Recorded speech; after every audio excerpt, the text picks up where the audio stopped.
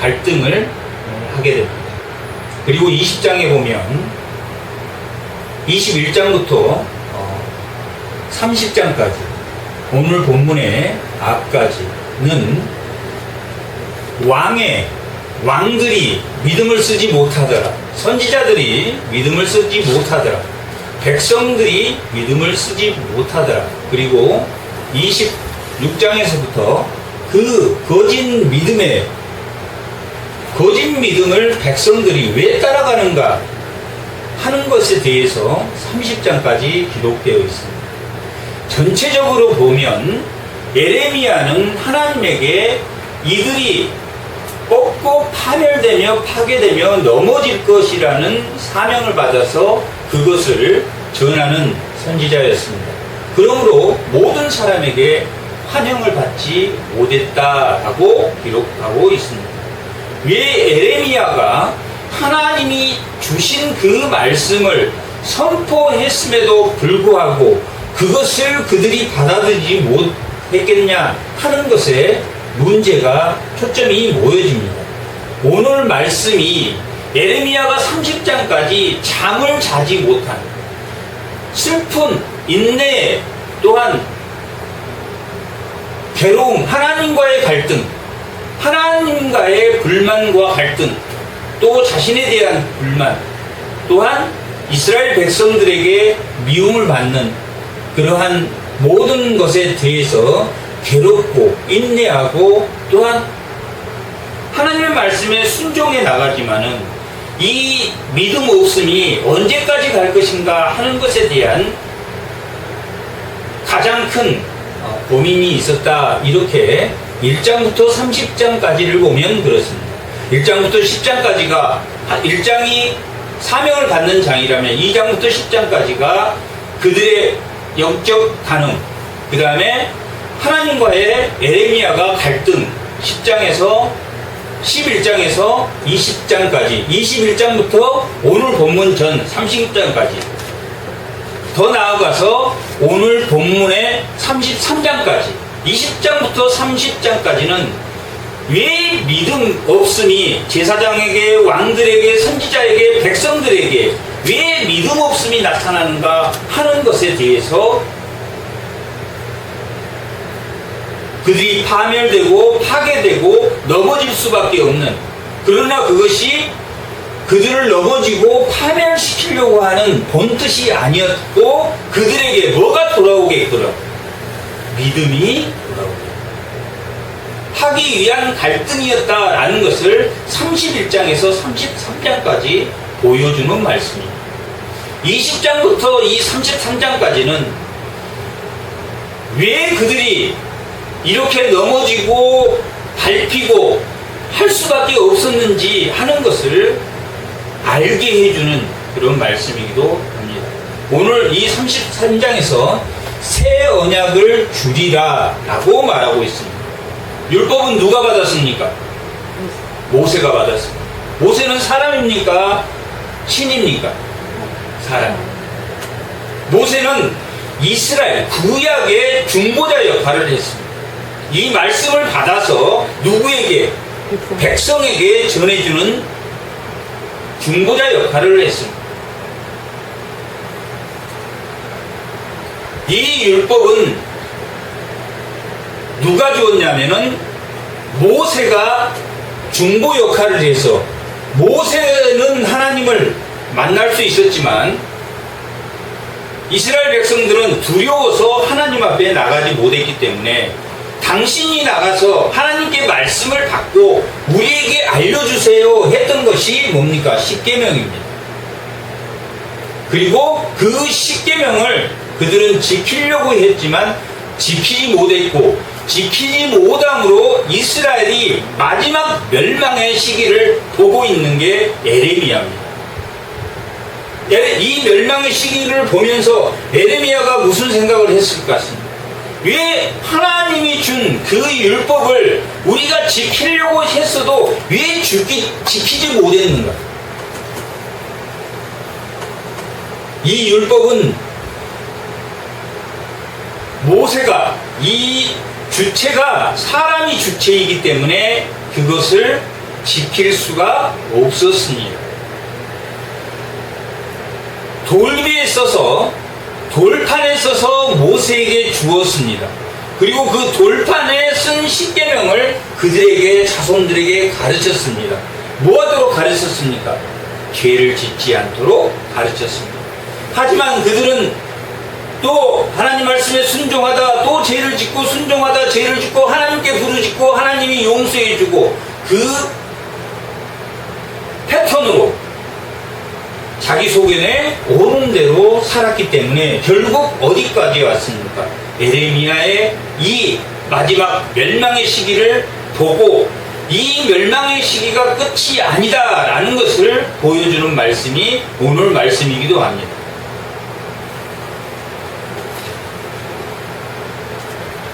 하지만 새 언약은 어디에 주는 것입니까? 하나님이 우리 마음에 주는 것입니다.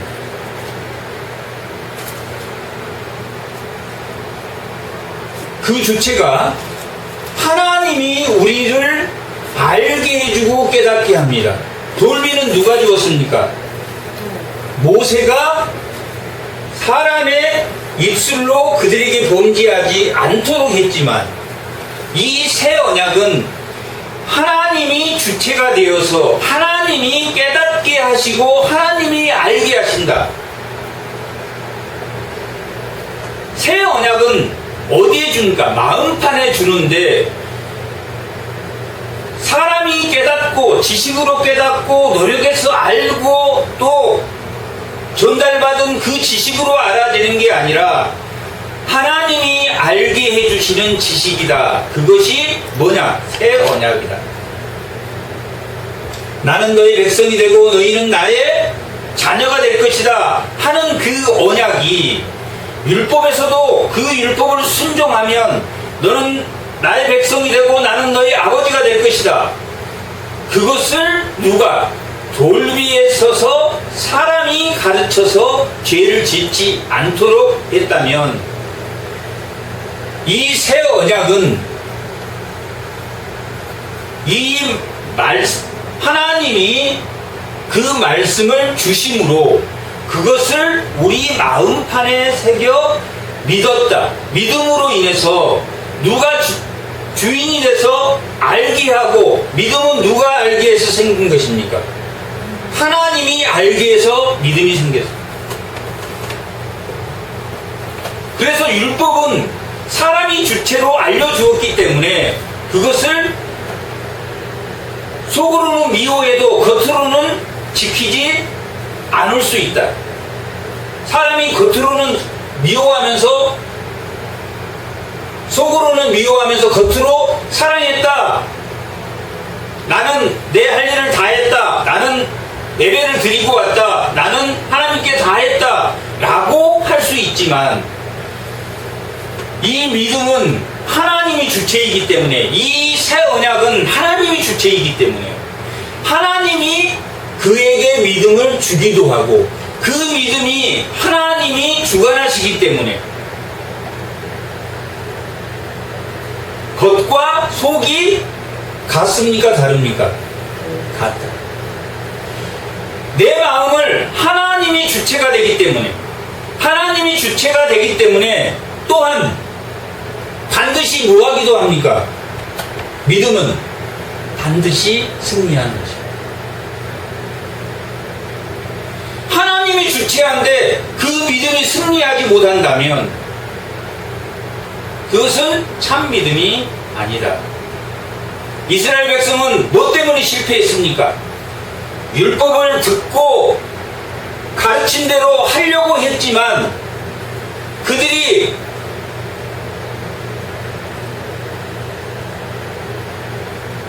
악이 그들의 죄가 스스로 범죄를 스스로 자제할 수 없으므로 사람이 행위로 지킬 수밖에 없어. 율법은 행위로 지키는 것이다.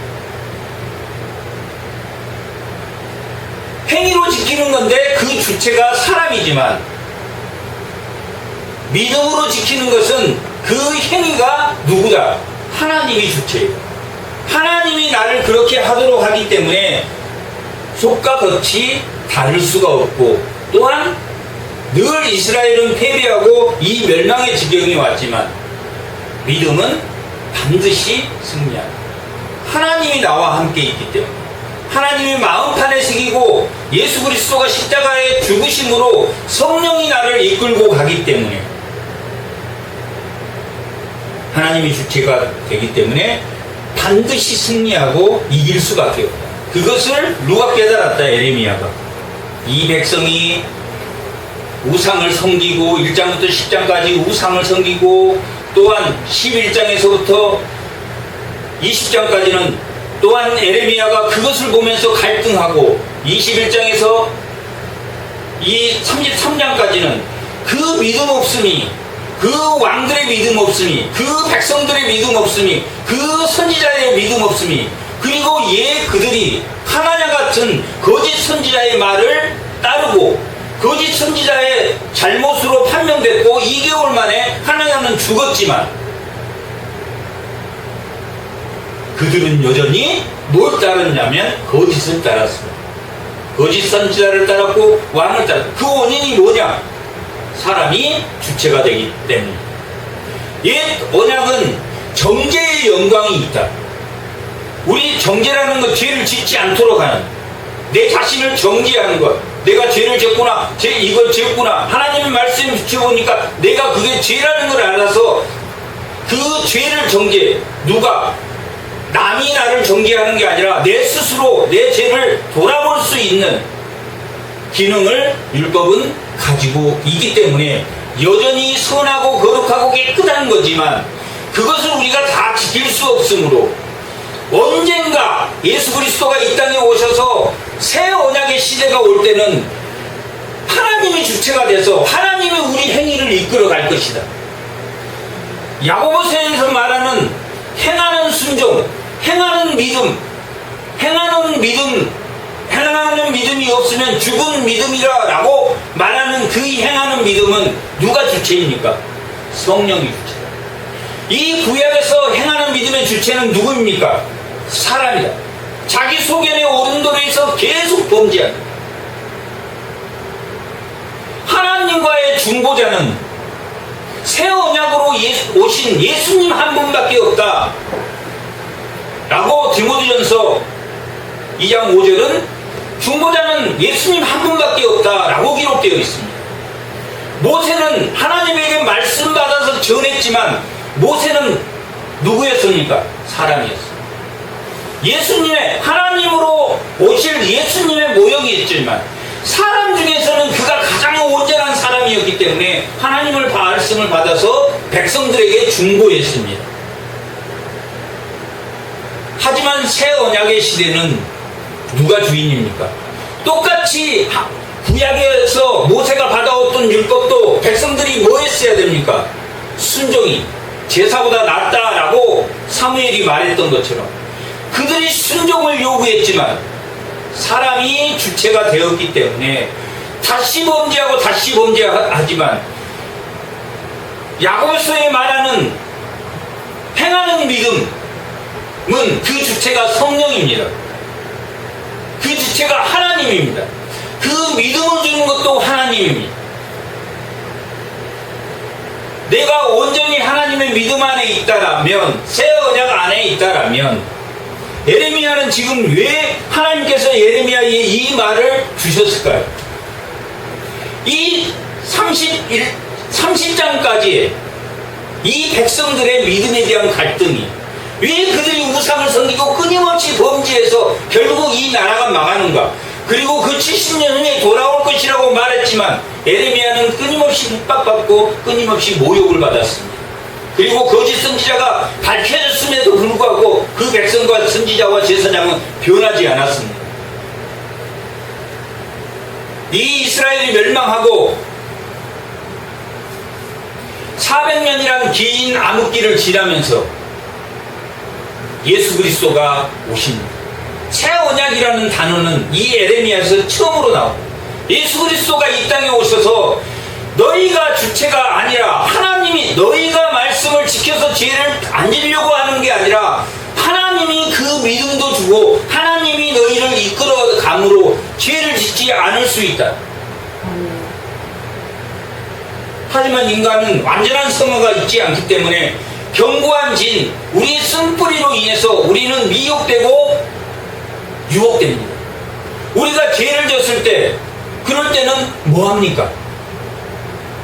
죄를 졌을 때 우리는 늘 이 땅에 사는 동안 믿지 않는 사람이나 믿는 사람이나 동일하게 공고한 삶을 산다라고 기록되어 있습니다. 전도서 7장 14절은 형통할 때는 기뻐하고 공고할 때는 뭐라고 기록되어 있습니까? 전도서 7장 14절.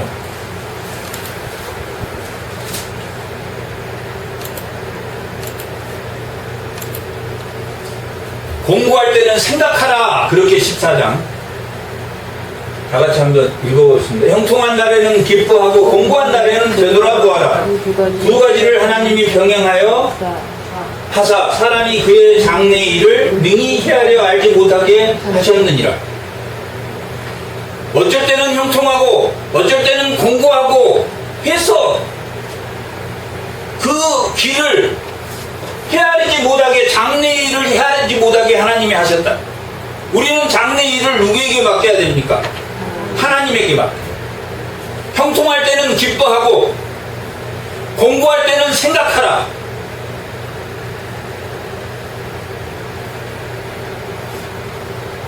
공고할 때는,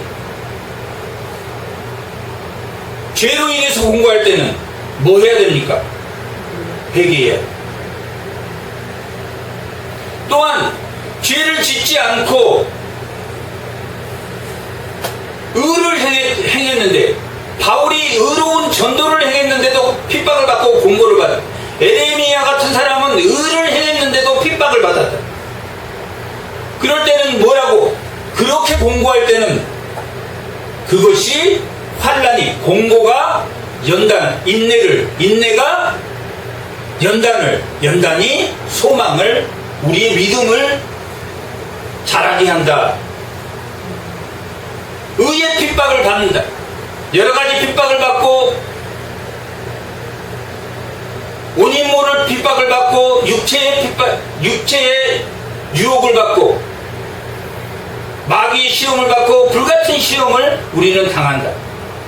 의의 시험도 당한다. 에레미야나 사도 바울 같은 경우는 의의 시험을 받았다. 그럴 때는 뭘 지고 가야 됩니까? 자기 십자가는 뭡니까? 자기 십자가는 분명히 알아야 됩니다. 자기의 집안에 무슨 일이 자기 십자가가 아닙니다.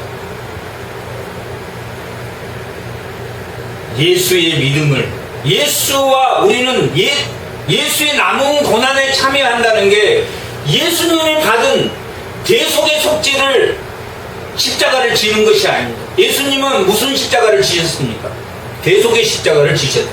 우리는 남의 죄를 대신 용서해주는 예수님이 지는 십자가를 짓기 아니라 우리가 믿음이 자라나는 십자가를, 우리는 자기 십자가를 진다 그러면 예수님을 예수님을 우리는 닮아갈 수는 없지만,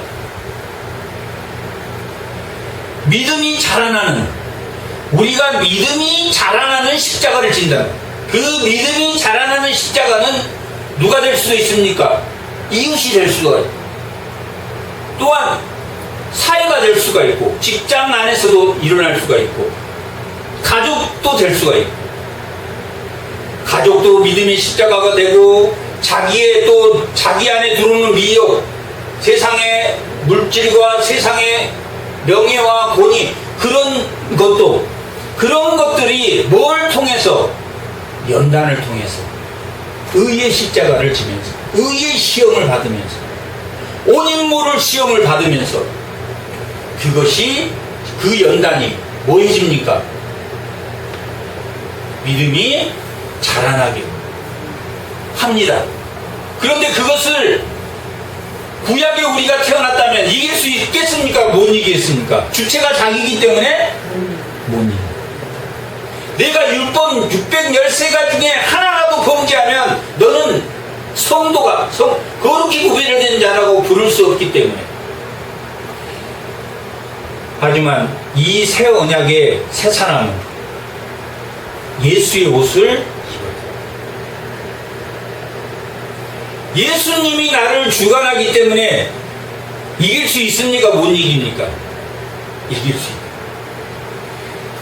있다. 31장, 32장.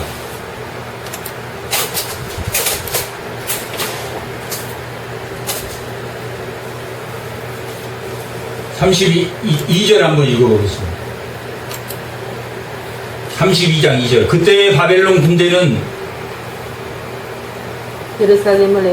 예루살렘을 에워싸고 선지자 에레미야는 유다의 왕의 궁중에 있는 시위들에 갇혔다.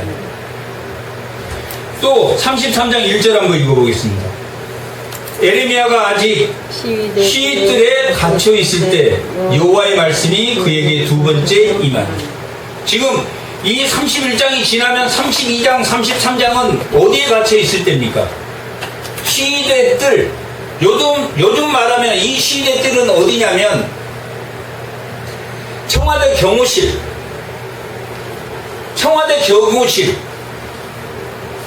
주로 정치범들을 많이 가두었던 그런 곳입니다. 이 시위대들에 갇혀 있을 때 하나님께서 첫 번째, 두 번째 주신 말씀입니다. 32장은 내가 이 전쟁이 일어나고 포로로 잡혀갈 것인데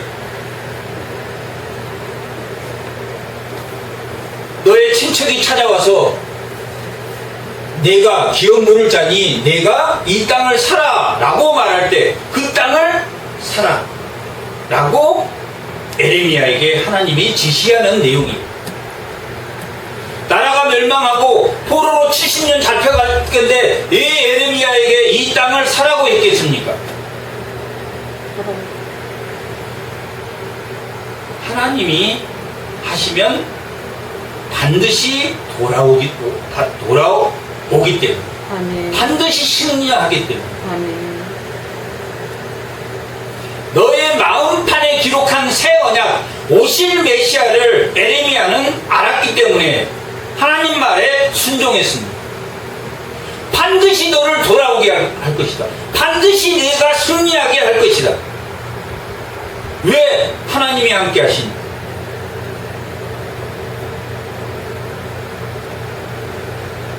이 에레미야는 어디에 갇혀 있습니까? 시위들에 갇혀 있습니다. 이보다 고통 구덩이에 갇혀 있었고 시위들에 갇혀 있었고 얻어맞고 죽을 고비를 수없이 넘겼습니다. 바울은 40에 한 대 강한 매를 5번이나 맞았습니다. 강에서 죽을 이유와 바다에서 죽을 이유와 그 산맥에서 죽을 이 길을 수없이 당했습니다.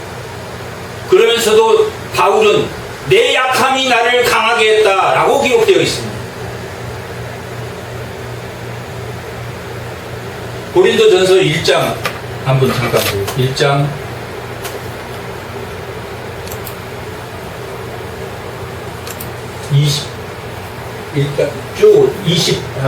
27절 더 올려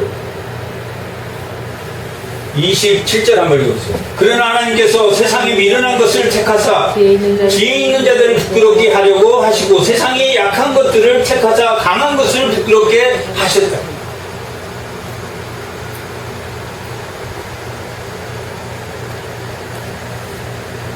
믿음은 누가 주관하십니까? 하나님 주관하십니다. 믿음은 주는 것도 하나님이 주시지만, 그래서 오늘 본문은 34절 한번 읽어보겠습니다. 그들이 34절, 에레미야 31장 34절 다 같이 읽고, 그들이 다시 각기 이웃과 형제를 가르쳐 이르기를 너는 여호와를 알라 하지 아니하리라 라고 말합니다. 그동안은 여호와를 알고 가르치고 기억하도록 꾸준히 가르쳤습니다.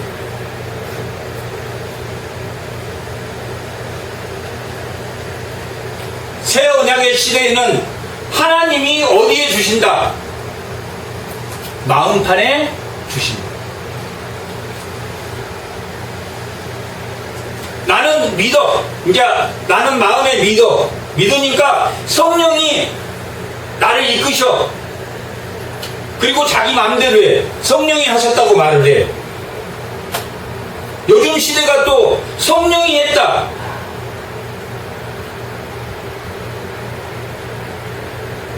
하나님이 주체가 돼서 나는 내가 행동한다.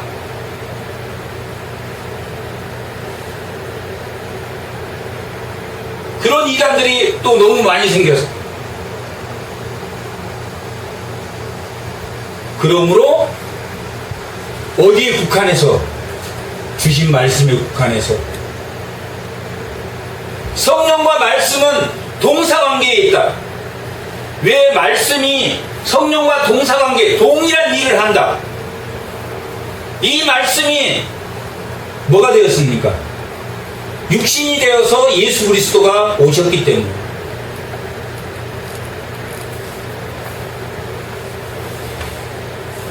말씀에 없는 성령이 지시를 하지 않는다. 성령에 없는 특별 지시를 이 성경이 만들어진 이 성경 외에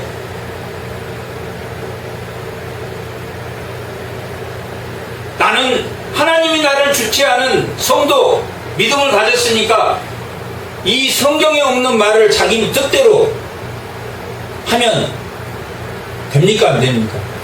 안 됩니다.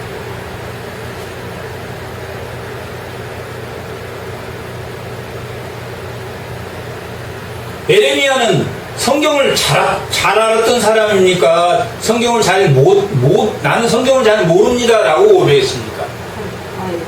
나는 어린아이와 슬프도소이다. 나는 어린아이와 같이 부족한 사람입니다 라고 고백했다.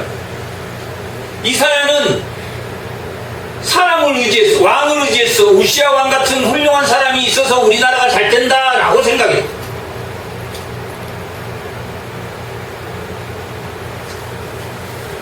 그리고 하늘 보좌를 보여주자 자신이 자기 입술이 아주 더러운 것을 깨달아. 하나님이 살아계시고 여전히 사람은 죽어도 하나님이 살아계신 것을 알았다. 그리고 하나님이 그 숯불로 그 입을 지져주었다. 또 예레미야가 슬프도소이다. 나는 어린아이와 같이 부족합니다 라고 했을 때 그 입술을 죄를 사해줬다.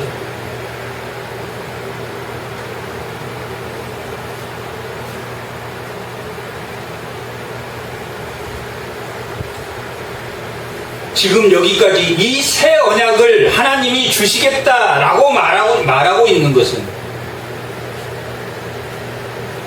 얼마나 많은 이스라엘 백성들이 믿음 없음이, 제사장 믿음 없음이, 선지자 믿음 없음이, 백성의 믿음 없음이, 고위관직의 믿음 없음이, 서기관의 믿음 없음이, 오직 했으면 이 에레미야가 욥기 3장에서 자신이 태어나지 않았으면 좋을 뻔해. 왜 어머니 나를 낳아서 이렇게 고통스럽게 합니까? 라고 하나님에게 불평한 것처럼 욥도 그렇게 불평합니다. 한번 20장 14절 합니다. 20장 14절.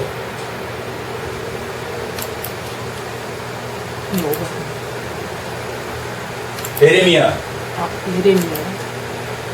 에레미야 20장 14절. 다 같이 한번 읽어보겠습니다. 내 생일이 저주를 받았다면, 나의 어머니가 나를 낳지 않았으면 복이 없었다면, 나의 아버지에게 소식이 전하여 이르기를 당신이 등남하였다 하여 아버지를 즐겁게 하던 자가 저주를 받았다면, 그 사람은 여호와께서 무너뜨리고 회하지 아니하신 성을 같이 되었다면, 그가 아침에는 부르짖는 소리, 낮에는 떠드는 소리를 듣게 하지 아니하였더라면 얼마나 고통스러웠으면 15장 10절 한번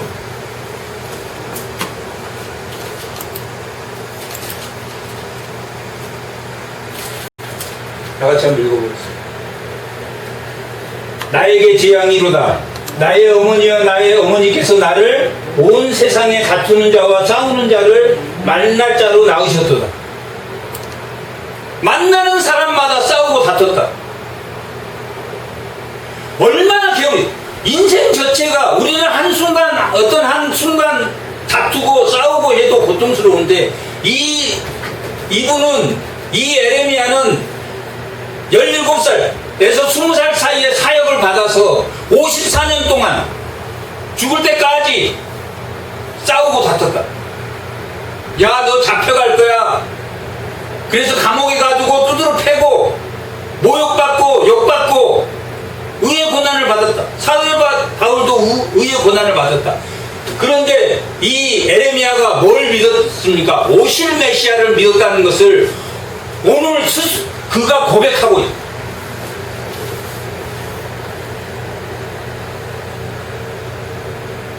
각기 이웃과 형제를 가르쳐 이르기를 너는 여호와를 알라 하지 말라.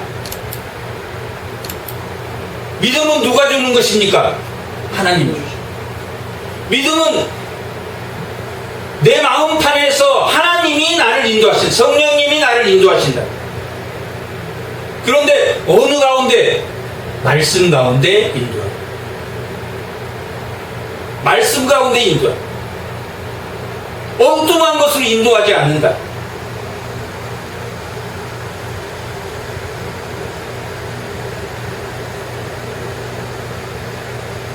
이 30장 20절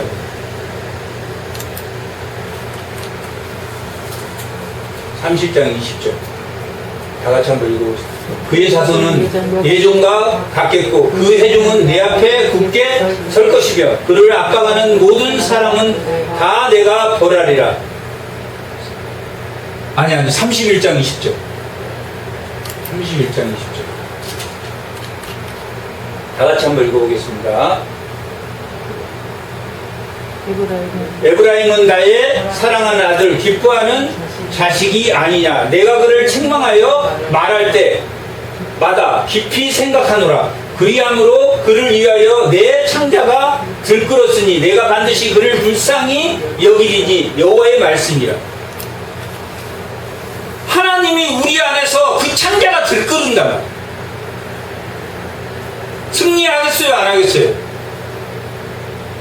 내 대적이 발등상까지 되도록 하신다.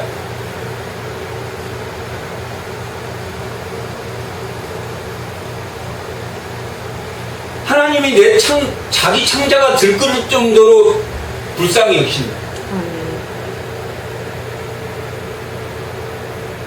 오늘 말씀의 제목이 뭡니까? 내 잔이 가라다.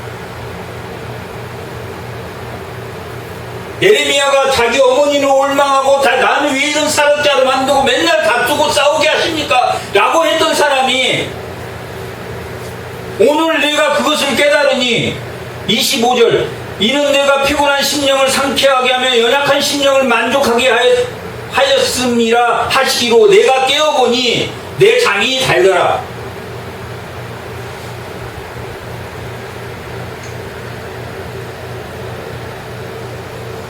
(23절) 만군의 여호와 이스라엘 하나님께서 이와 같이 말씀하시니 내가 사로잡힌 자를 돌아오게 할 때 그들이 유다 땅과 그 성읍에서 다시 이 말을 쓰리니 의로운 처소는 뭐 하는 곳입니까? 의인은 무엇입니까? 예배를 드릴 수 있는 처소, 거룩한 산이요, 구별된 산.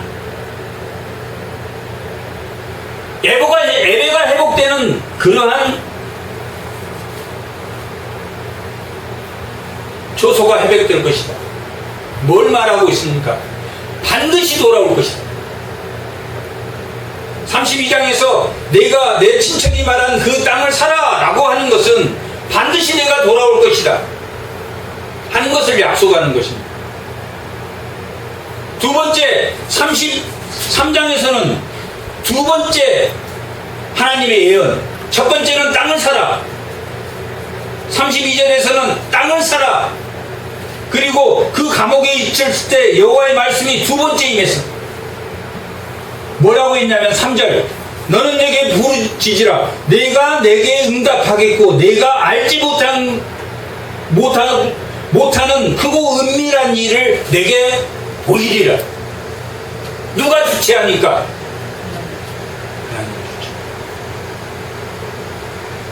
내가 크고 은밀한 일을 보이리라.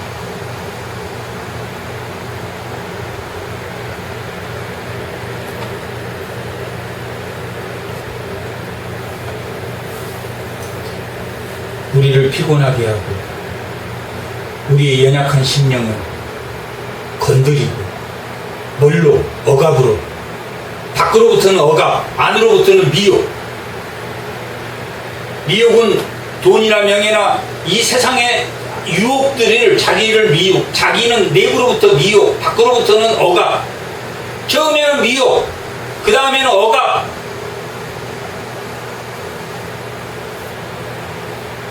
그래서 피곤하고 심령이 연약하고 매일 싸우고 다투고 하는 것이 너무 괴로워서. 그러니 깨닫고 보니 하나님이 반드시 승리할 것이다.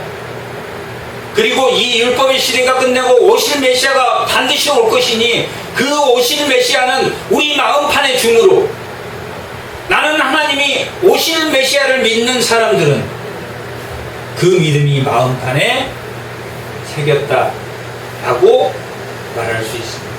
아브라함의 하나님, 야곱의 하나님, 이삭의 하나님, 산자의 하나님은 오실 메시아, 내 자손이 별과 모래와 같게 많게 하리라 한 그 자손, 예수 그리스도가 이 땅에 오실 그 완전한 메시아의 왕국을 믿었던 사람은, 이 새 언약이란 단어는 에레미야서를 이 이스라엘이 멸망하고 이 암흑의 400년이 흐른 후에 오실 메시아를 말하고 있는 말씀입니다. 그때 메시아는 오실 메시아를, 예수 그리스도를 오실 다윗의 자손으로 오실 시 그 한 가지를 믿었던 자들은 그때도 하나님의 말씀을 마음판에 두었기 때문에 너희 새 언약을 믿는 자들이 오실 메시아, 이 어둠의 400년 이 멸망, 이 예루살렘은 멸망할 것이고, 이제 34장부터 45장까지는 이스라엘의 멸망, 그 이스라엘이 멸망하는 것, 또 46장에서 51장까지는 열방이 멸망하는 것을 보여줍니다. 그리고 52장에는 이 예루살렘이 멸망하는 것. 멸망하지만 오실 메시아가 오실 때는 뭐한다? 믿음도 그분이 주시고 그 행하는 믿음도 그분이 끌고 가신다. 여기 행하는 믿음은 하나님 말씀을 지키도록 그 행위를 스스로 지켜야 되는데, 인간이 전적 타락으로 인해서 늘 범죄하지만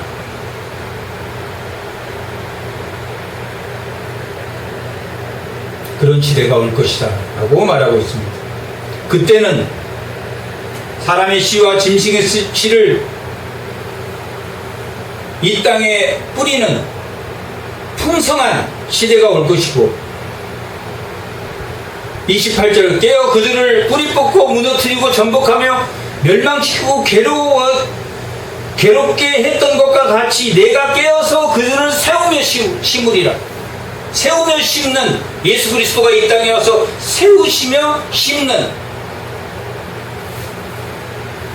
그런 때가 올 것이다. 아멘. 그때 그들이 말하기는 다시는 아버지의 신포도를 먹음으로 아들이 이가 시다 하지 아니하겠고, 신포도를 먹는 자마다 그 이가 신 것 같이 우리 누구나 자기의 죄악으로 말미암아 죽으리라. 29절 깨어 그들을 뿌리 뽑고 무너뜨리고 전복하며 멸망시키고 괴롭게 했던 것과 같이 내가 깨어서 그들을 세우며 심는, 그런 때가 올 것이다. 구약 때는 아버지가 죄를 졌으면 그 아들이 대신 죄를 져야 되는, 이 공동체가 토로가 되는 그런 시대에 살지만 각자의 죄의 심판을 받는 날이 이제 올 것이다.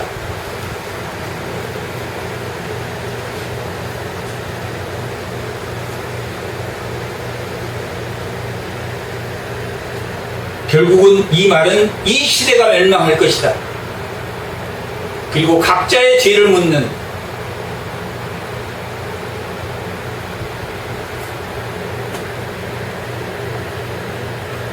내 아버지가 죄를 지면 4대까지 그 죄가 물어진다 라고 말하고 있는 것은, 그 죄로 인해서 죄를 묻는 게 아니라 그 가문의 죄의 전통을 뿌리 박혀서 어디까지 간다? 4대까지 영향권이 있다라는 뜻입니다. 그 아버지가 죄를 져서 그 죄를 받는 게 아니라 그 아버지가 죄를 지면 그 아들이 영향을 받고 그 아들의 또 그 아들이 영향을 받고 영향을 받는다. 어디까지? 4대까지 그렇게 영향을 받는다. 아버지가 죄에서 그 죄로 아들이 죽는 게 아니라 죄의 영향을 그렇게 받는다. 가문의 전통이라고 그렇게 말합니다. 얼마나 그게 뿌리 뽑기 힘듭니까? 세습이라는 게, 부모의 세습이라는 게 얼마나 무섭습니까? 그러나 자식이 죄를 짓지 않으면 죄를 받지 않을 것이다. 에스겔 18장 19절 20절. 에스겔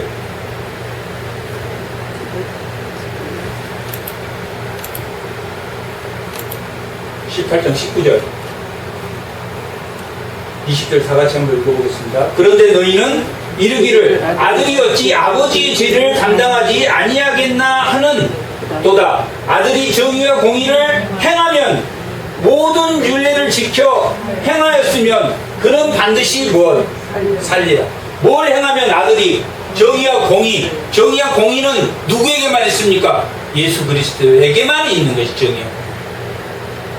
율법도 정의와 공의가 있지만 다 지킬 수 없으므로 정의와 공의가 무너졌지만 예수 그리스도를 믿음으로, 그 주체가, 우리의 믿음의 주체가 예수 그리스도이기 때문에 우리는 공의와 정의를 실천할 수 있고, 또한 범죄하면 또한 회개할 수 있고, 의의 고난을 받으면 또한 뭐 할 수 있다?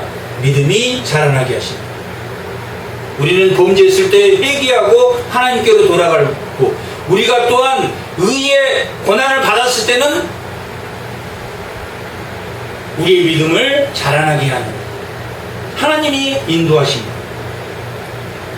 회개하는 것도 하나님의 인도하심이요, 또한 믿음을 자라나게 하는 것도 회개하십니다. 우리의 공부함 안에는 그런 것들이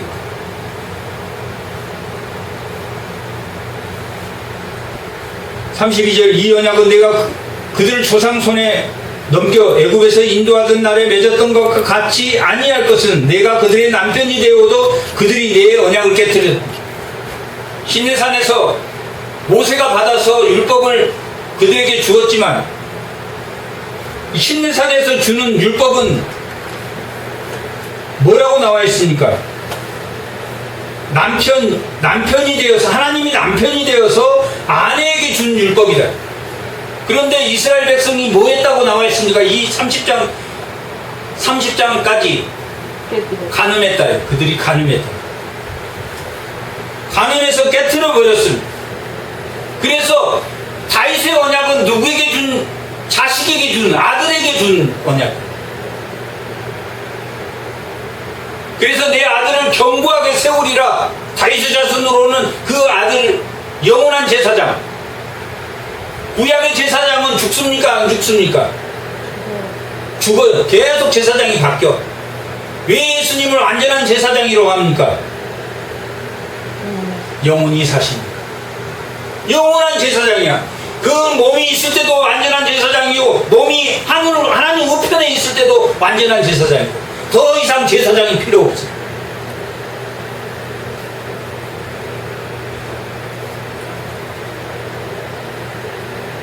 그러나 그날 후에 내가 이스라엘 집에 맺은 언약은 이러하니 내가 나의 법을 어디에 줍니까? 그들의 속에 주고 그들의 마음에 기록한다. 누가 주체가 되겠다?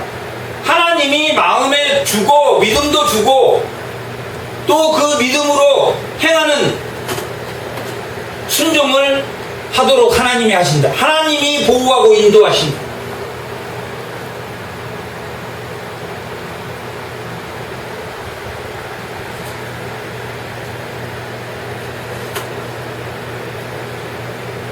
나는 그들이 하나님 되고 그들은 나의 백성이 될 것이다. 구약 때도 내내 나는 그들이 하나님 되고 그들은 나의 백성이 될 것이다. 언약의 내용은 이겁니다. 구약이나 신약이나 언약의 내용은 이겁니다. 구약은 뭐가 주체입니까? 율법이 주체다. 신약은 뭐가 주체입니까? 복음이 주체다. 그게 달라요. 복음은 마음판에 주는 거니까.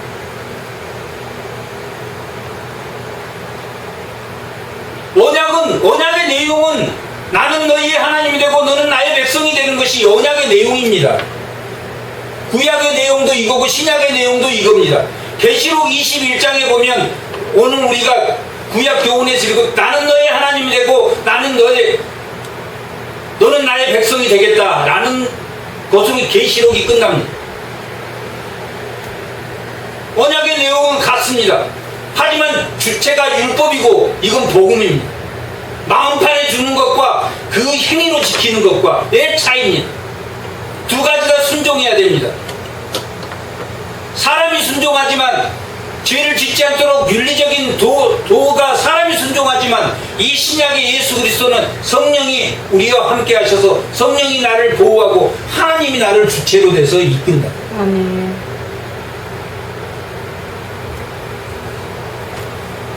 같은 내용인데 다른다. 마음판의 기록이 하나님이 주체가 돼서 나는 너희 하나님이 되고 너는 나의 백성이 된다. 새 언약을 똑같은 언약의 내용인데 그렇게 다르다. 나는 너희 백성이 되고 나는 너희 아버지가 될 것이다 라고 했는데 그들이 간음해서 이 언약이 깨져버렸어. 그래서 이제 마음판에 주어서 하나님이 주체가 돼서 믿음도 하나님이 주고 또한 그를 이끌어가는 것도 하나님이 하시대.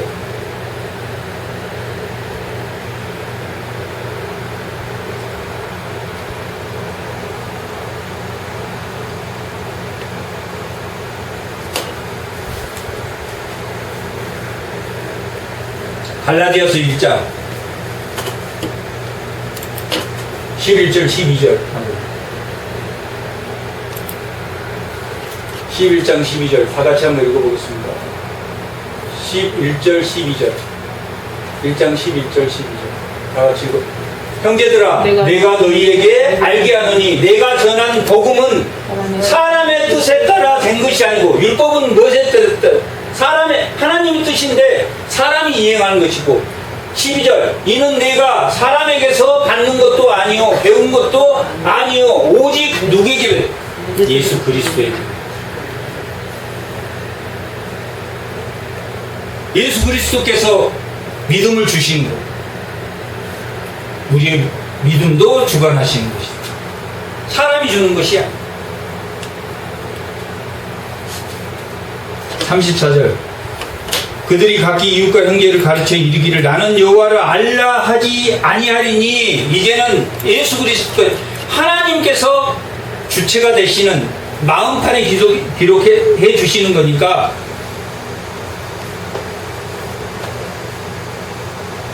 깨달아 아는 믿음, 작은 자부터 큰 자까지 다 나를 알기 때문이다.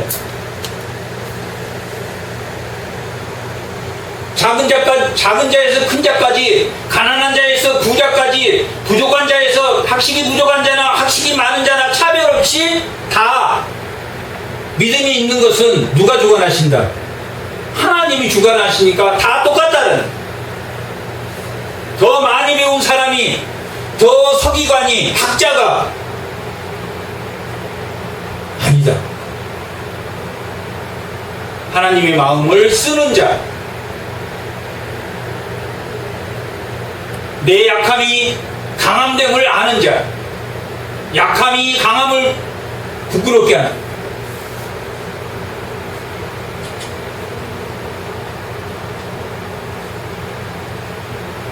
다 알기 때문이다. 내가 그들은 악행을 사하고 다시는 그 죄를 기억하지 아니리라. 예수 그리스도의 십자가의 죄사함, 속죄의 은혜를 말합니다.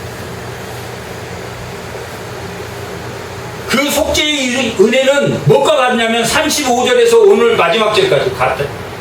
여호와께서 이와 같이 말씀하시니라. 그는 해를 낮에 빛으로 주관하고 달과 별을 밤에 빛으로 정하고 바다를 흔들어 그 파도를 치게 했다.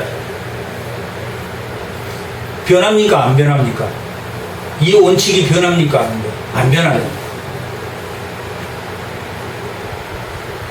그런 것처럼 우리 마음판에 새긴 예수 그리스도의 하나님의 영으로 쓴 그 그리스도의 영으로 쓴 우리 마음판에 새긴 그리스도는 변하지 않는다. 해와 달처럼 바다가 파도를 치게 함으로써 그 바다를 정화시키는 것처럼, 파도가 치지 않으면 바다는 썩어버립니다. 모든 것이 그렇게 정해져 있습니다. 그의 이름은 만군의 여호와라. 이 법도가 내 앞에서 폐할진대 이스라엘 자손도 내 앞에 끊어져 영원히 나라가 되지 못하리라.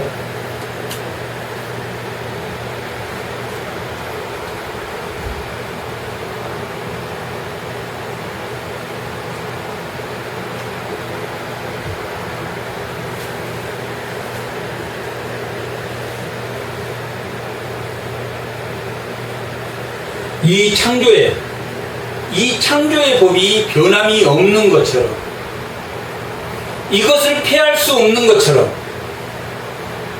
너희 나라도 영원히 피하지 않겠다라는 말을 반대로 그렇게 말하고 있다.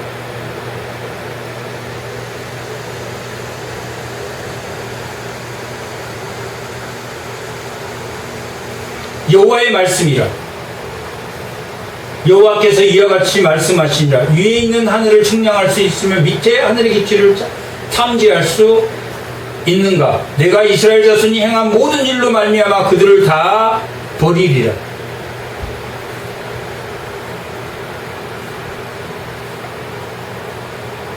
이스라엘 자손이 행한 모든 일이 뭡니까? 범죄한, 사람의 주체가 돼서 범죄하는, 다 안다. 땅의 기초를 탐지하는 것처럼 땅에 지진이 언제 일어나고 또 쓰나미가 언제 오고 화산이 언제 터지고 하는 것을 우리는 모르지만 하나님이 아신다.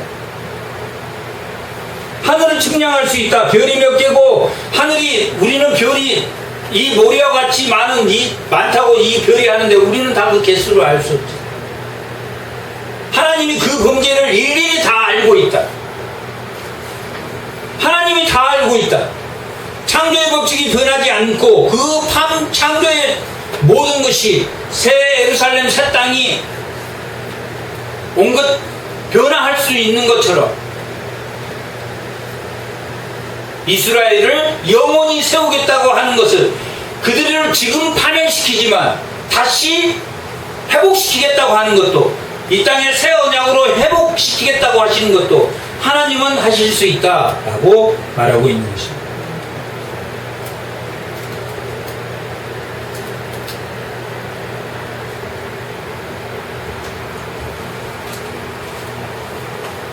하나님의 법,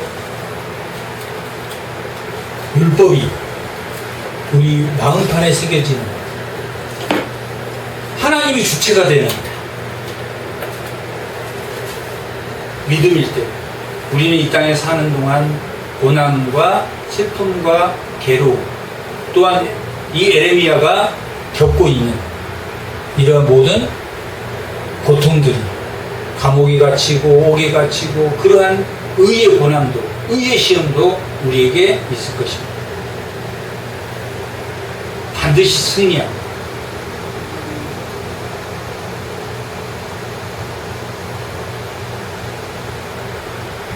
어떠한 방식이든 반드시 승리하게 하십니다.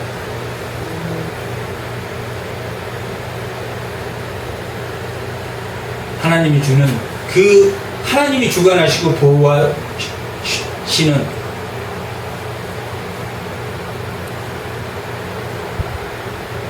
다니엘의 세 친구가 풀무불에 들어가는 그럼에도 불구하고 그리 아니하실지라도 풀무불에서 나를 구하지 아니하실지라도 하나님의 주관하심 나는 그 믿음으로 나아갑니다 하는 그 평안이 우리에게 있는 그 새 언약 하나님이 나를 주관하시고 있다는 그 언약이 반드시 승리할 것이다. 죽으면 죽으리라. 풀무불에 들어가더라도 하나님이 나를 구원해 주시지 않으실지라도 하나님이 승리할 것을 믿습니다 하는 그 평안이 우리의 삶의 예배가 될 수 있는 그런 성도가 되시기를 축복합니다. 잠깐 기도하겠습니다.